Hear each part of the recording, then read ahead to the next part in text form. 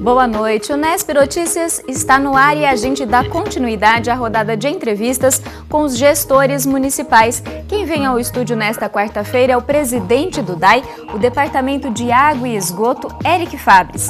Ele traz as propostas para a autarquia nos próximos anos. Mas antes a gente confere como estão as obras de suporte à futura estação de tratamento de esgoto da cidade. Instalação de interceptores é retomada e parte do tratamento de esgoto deve começar até o meio do ano. Plástico comestível. Projeto da Unesp desenvolve o produto que promete fazer bem à saúde e ainda reduzir a quantidade de lixo gerada.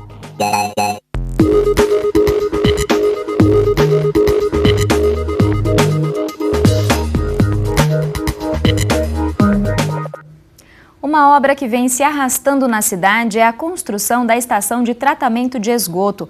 Os problemas passam por pedidos de aditivos da empresa responsável e por falta de dinheiro nos cofres do município para pavimentar as ruas em que o asfalto precisou ser removido. Na semana passada, a instalação de interceptores foi retomada e a expectativa é de que pelo menos parte do sistema de coleta e tratamento já comece a funcionar no meio do ano. 4 frentes de trabalho avançam com a instalação dos interceptores.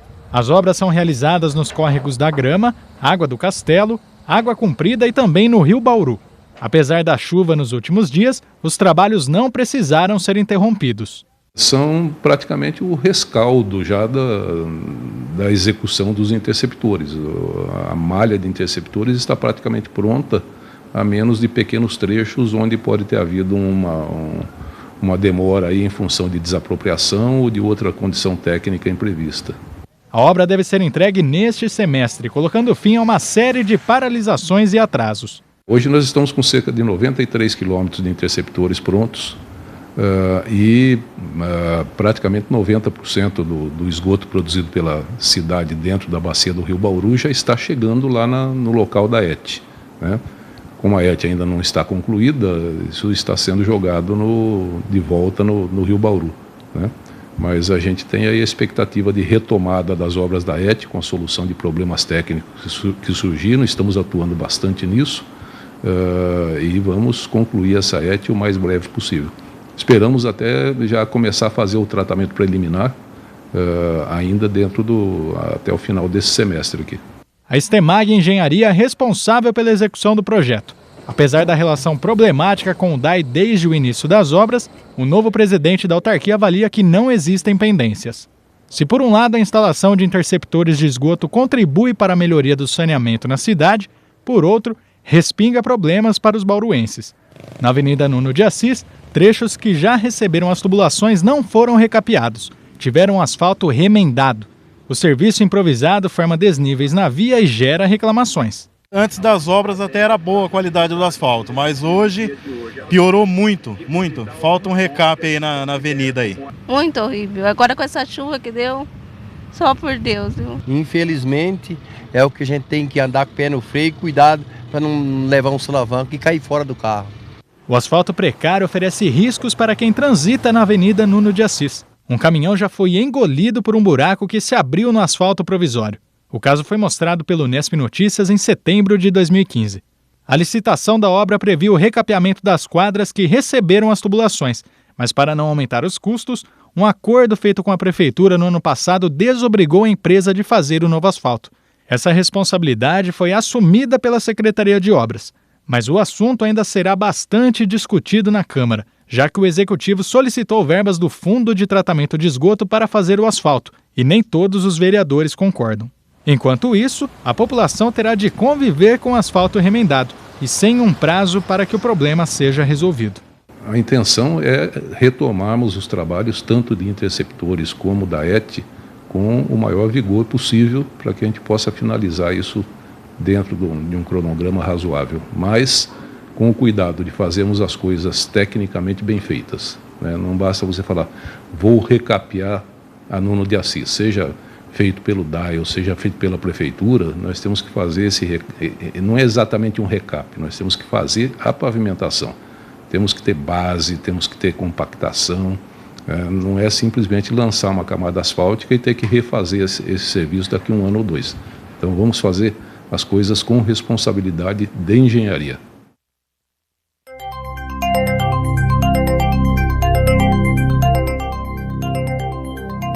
A chuva chegou agora há pouco com trovoadas e amenizou um pouco o calorão, mas vem mais água por aí. As informações do IPMET e do CPTEC. A passagem de uma frente fria pelo litoral deixa o tempo instável em todo o estado, com queda nas temperaturas, principalmente nas regiões sul e leste. Em Bauru, entre hoje e sexta-feira, estão previstas chuvas a qualquer hora do dia. Neste momento, a umidade do ar está em 94%. Os ventos sopram a 11 km por hora. A temperatura mínima hoje foi 21 e a máxima voltou a bater os 30 graus.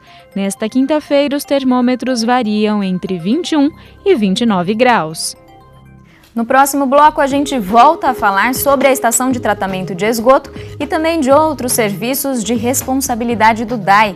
Recebemos no estúdio o presidente da autarquia, Eric Fabres. Então fique com a gente que o nosso intervalo é bem rápido. Ao longo desta e das próximas semanas, recebemos no Nesp Notícias os secretários e gestores da administração indireta que assumiram os cargos agora no início do ano. E hoje, quem conversa com a gente é o presidente do DAI, Eric Fabres. Boa noite, muito obrigada pela sua presença hoje aqui com a gente. Boa noite, é um prazer estar com vocês e com os telespectadores e prestarmos aí os esclarecimentos e as informações que você nos colocar.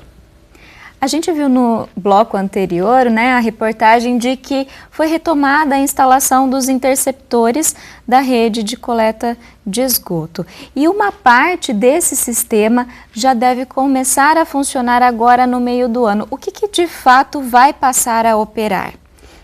Veja bem, o sistema de tratamento de esgoto é composto basicamente por 2 elementos, A rede de interceptores que leva o esgoto até a estação de tratamento de esgoto, a ET, e a própria estação onde o tratamento é feito. A rede de interceptores está bem adiantada, nós já temos 93 quilômetros implantados e os trechos que estão em obra nessas 4 frentes de trabalho agora são praticamente a conclusão do contrato de implantação de interceptores.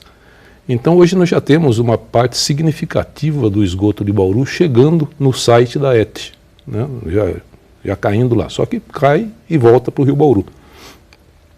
Isso já traz um saneamento muito interessante para a cidade, porque aquele cheiro ruim de esgoto do Rio Bauru e dos córregos afluentes do Rio Bauru já praticamente vai desaparecer, já está desaparecendo. Esse material então colocado na ET vai poder, assim que nós tivermos a conclusão do tratamento preliminar, vai poder passar por esse tratamento preliminar. Tratamento preliminar é uma coisa ainda bem preliminar, como o nome diz, onde são removidos do esgoto apenas a parte sólida, e aí a parte líquida recebe uma adição de cal para neutralização do pH, a areia também é retirada, ele é desarenado, e retorna para o Rio Bauru, antes de passar pelos reatores que ainda estão em obra. E em relação à estação de tratamento, o que está sendo feito no momento? E já dá para a gente prever quando vão começar, quando vai começar o tratamento de 100% do esgoto da cidade? Eu ainda não arriscaria uma data para o tratamento de 100% do esgoto da cidade. Nós temos alguns problemas técnicos a serem resolvidos ainda para a retomada das obras. Houve uma série de provas de carga que apontaram talvez deficiências do estaqueamento que foi executado, e isso tem que passar por uma avaliação. Nós pretendemos acelerar bastante essa avaliação para que a obra possa ser retomada o mais breve possível. Mas além desse aspecto técnico, existe também o aspecto, digamos, administrativo e jurídico da passagem da gestão da obra da estação de tratamento de esgoto, que está atualmente na Secretaria de Obras, e essa gestão passará a ser feita pelo DAI. Certo. E uma outra responsabilidade do DAI é o abastecimento da cidade, né? Em 2014, no governo Rodrigo Agostinho, foi feito um plano diretor de águas, né, para identificar alguns gargalos nesse abastecimento. Esse plano agora, ele vai ser levado em consideração na sua gestão? Sem dúvida. Um plano de abastecimento no qual se gastou muito dinheiro, né, para que ele fosse elaborado, tem que ser levado a sério. Mas eu me reservo o direito de criticá-lo, né, no momento em que eu puder analisá-lo com mais cautela. O que nós temos hoje de crítico nesse plano, e isto é verdadeiro, é que a captação do Rio Batalha está num volume excessivo em relação à vazão do próprio rio. Um momento como hoje, com muita chuva, o rio está caudaloso, não há problema nenhum, mas na crise hídrica de 2014, o DAI chegou a tirar quase 100% da vazão do Batalha, né? E uma solução seriam os poços, nesse caso? Aumentar o número de poços para reduzir a área abastecida pelo Batalha, e foi indicado no plano de águas que nós fizéssemos uma nova captação a 22 quilômetros abaixo da captação atual, onde o Batalha é mais caudaloso, aí nós poderíamos chegar à demanda atual, que é de cerca de 500 metros cúbicos, de 500 litros por segundo, e estaríamos, digamos, dentro da legalidade, né, porque nós temos prazo até 2019 para nos adequarmos à outorga que o DAI tem para o Rio Batalha, que hoje é de 380 litros por segundo, e nós estamos tirando 550. Né? Então seria necessário ou um volume bem maior de poços para reduzir a área abastecida pelo Batalha, ou executarmos essa captação, cuja estimativa de custo é da ordem de 40 milhões. É bem caro, né? Uma outra questão apontada por esse plano diretor são os vazamentos, né? A perda de água em Bauru, de água tratada, chega a quase 40%. Como lidar com esse problema? Olha, internacionalmente 30% costuma ser aceitável, mas nós temos exemplos aqui no estado de São Paulo mesmo de empresa administrada pela iniciativa privada que tem 7% de perda, né? Mas veja bem, perda não é só por vazamento, né? Nós temos hoje uma situação crônica em Bauru, que são os hidrômetros que estão já com a sua vida útil. Aquele hidrômetro, aquele reloginho da entrada da casa, já estão com a sua vida útil vencida há muitos anos e não foram substituídos. O hidrômetro, quando está com a vida útil vencida, ele passa a marcar menos, né?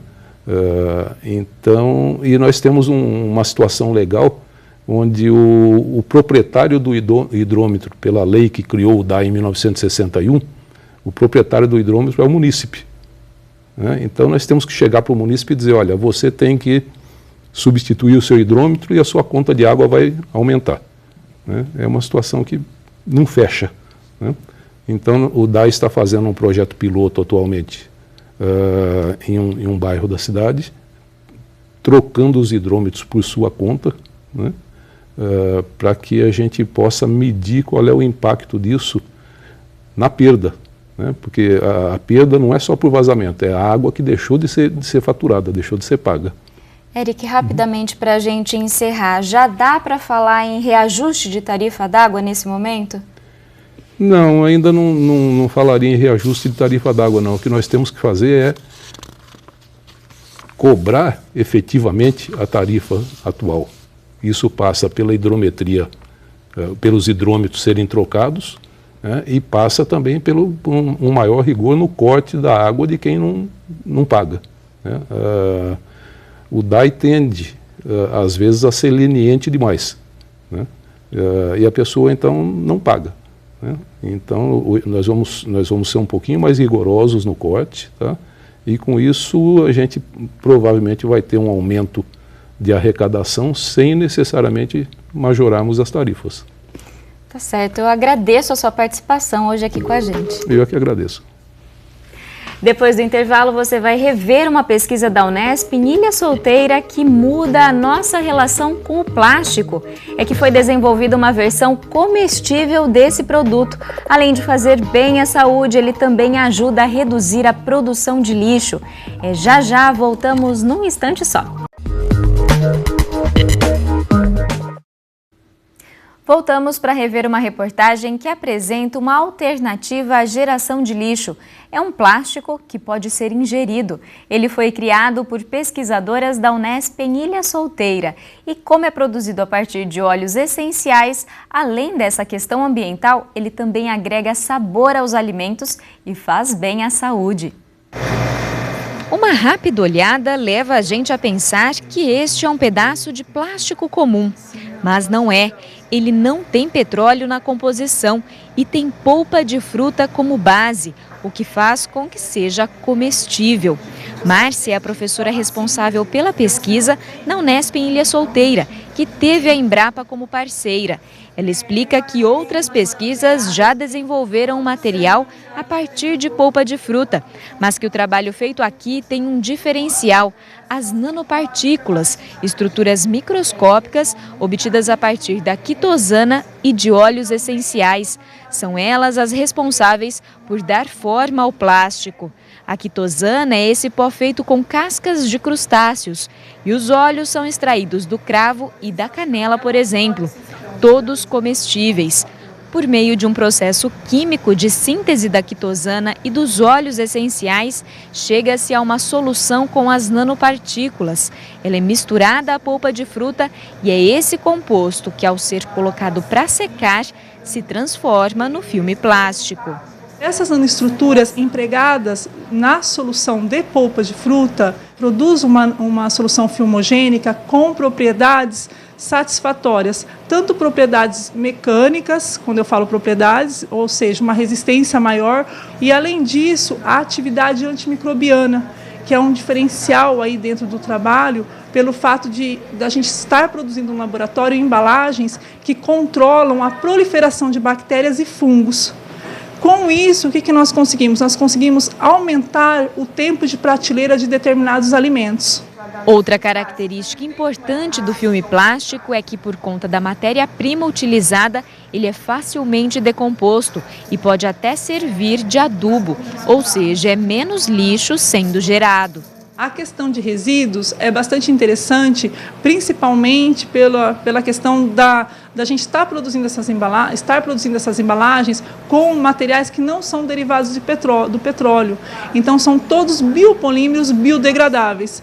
Tanto a polpa de fruta, que já é um material da natureza, quanto a quitosana, que tem essa característica, e os nossos óleos essenciais também.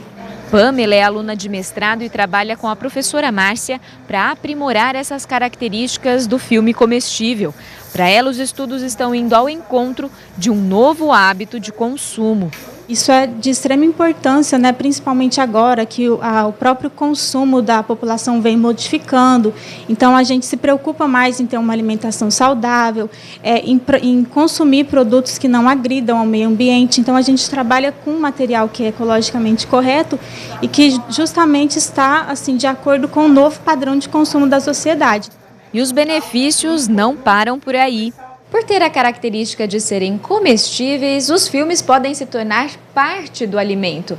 Imagine só um frango envolvido por uma embalagem como essa indo ao forno. Derretida, ela agregaria mais sabor e nutrientes ao alimento. Tudo isso porque sabores, odores e nutrientes vindos das frutas e dos óleos são preservados durante o processo de produção.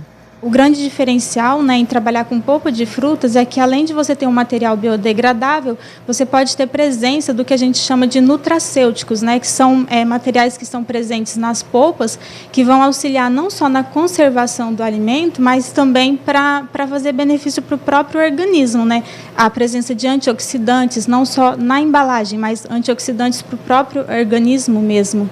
Então, isso é o diferencial. Você ter um material que é biodegradável, pode ser ingerido e ainda contribui para melhorar a nossa saúde, por exemplo. O Nesp Notícias está chegando ao fim, mas antes de encerrarmos, uma dica para quem quer curtir um show hoje. Quem se apresenta no Sesc daqui a pouco é Thiago Petit. O cantor e compositor paulistano traz a turnê do álbum mais recente Rock and Roll Sugar Darling, que traz influências desde o grunge dos anos 90 até ícones como Elvis Presley. O show começa às 9 da noite e a entrada é de graça. A gente se despede com a música 1992 de Thiago Petit. Boa noite e até amanhã.